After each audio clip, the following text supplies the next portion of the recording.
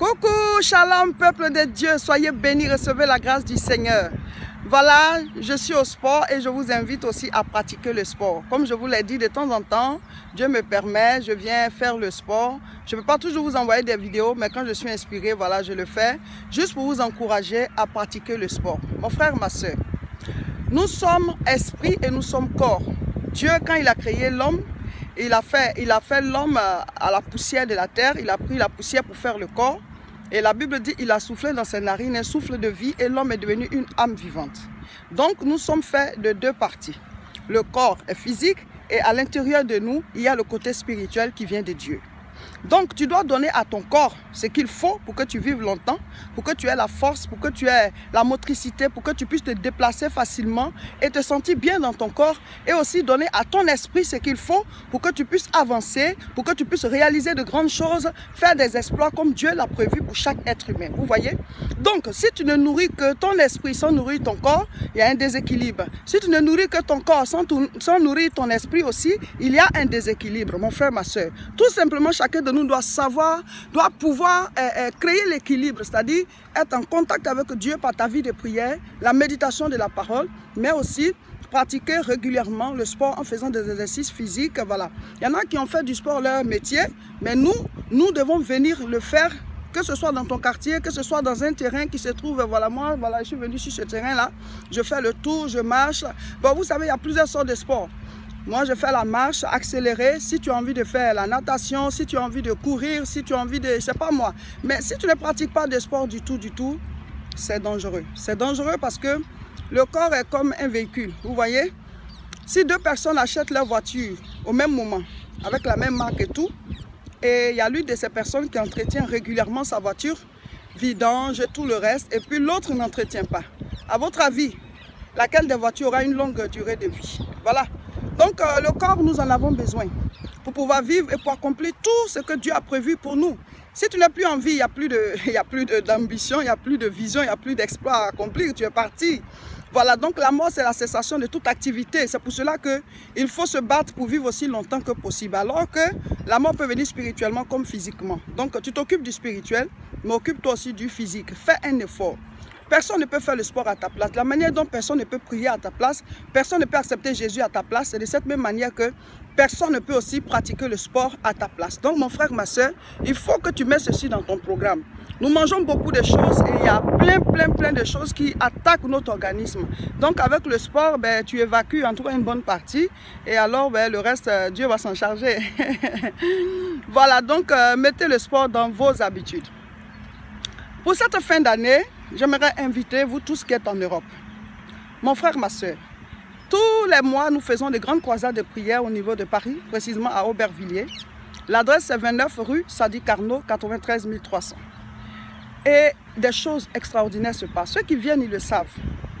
Et toi, tu es en Europe. Toujours, tu entends parler de ces croisades. Tu as des problèmes. Tu as des situations bloquées.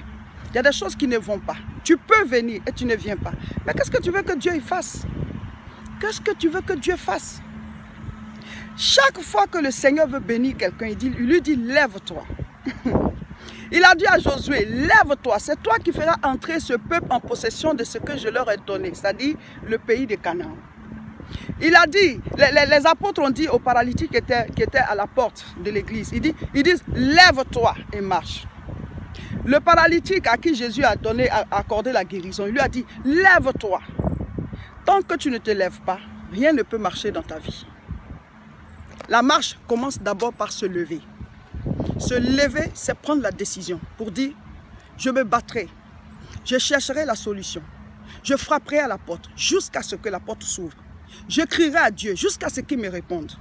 Donc, quand tu entends qu'on dit, ah, dans tel ou tel lieu, le Seigneur est en train de se manifester. Une fois par mois, on est à Aubervilliers, toi tu es à Paris, tu es en Europe, tu peux venir, tu ne viens pas.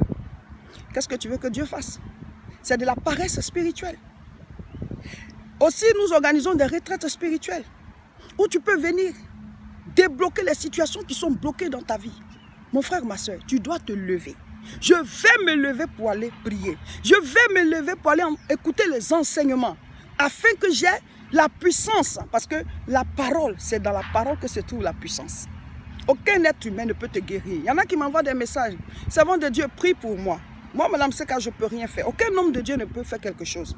Quand tu viens dans l'atmosphère où on est en train de prier, on prêche. Et alors, cette parole entre dans ton cœur. Tu acquiers la foi. Alors, quand on prie pour toi, ben, la solution arrive. Parce que si moi j'ai la foi que toi tu ne l'as pas, ben, tu ne reçois pas. Jésus lui-même, il demande toujours, crois-tu que je peux le faire? Quand la personne dit oui, je crois, et puis maintenant, il fait le miracle. Donc, ta foi, c'est ce qui crée ton miracle. Mais où tu vas trouver la foi? La foi vient de ce qu'on entend. Donc, quand il y a des rassemblements, viens écouter, ta foi va grandir, tu vas acquérir ce que Dieu a prévu pour toi. Sinon, vous êtes bloqué devant la mer rouge et vous pouvez mourir devant la mer rouge, alors que ce n'est pas le plan de Dieu pour vous. Alléluia. Donc, le samedi 17 novembre, nous serons à Paris, toujours dans la même salle, à 14h30. Mon frère, ma soeur, le thème c'est « Lève-toi avant ton ennemi ». Ah ouais, ça va chauffer. Lève-toi avant ton ennemi. Il y a des gens, leur ennemi ne dort pas, eux ils dorment. Tu as un problème. Tant que celui qui te poursuit ne s'est pas arrêté, toi tu t'arrêtes pourquoi? La vitesse de notre course là dépend de ce qui nous poursuit. Toi, tu as un chien enragé derrière toi et puis tu marches, mais tu t'arrêtes. C'est que tu veux te faire bouffer. On est dans un monde de guerre. Si tu n'as pas compris cela, tu vas te faire bouffer, tu vas te faire arracher tout ce qui est à toi et tu vas quitter la terre, pauvre misérable, dans la pitié. Et puis Dieu va t'accueillir, il va dire, bon, reste ici. Dans tous les cas, quand les autres ont fini, ils vont venir. Donc, on va raccourcir ta vie comme ça, tout simplement parce que tu ne veux pas te battre. Tu ne veux pas te battre. Lève-toi avant ton ennemi. C'est le thème du 17 novembre à Aubervilliers. Tout le monde. L'adresse c'est 29 rue Sadi Carnot, 93 300.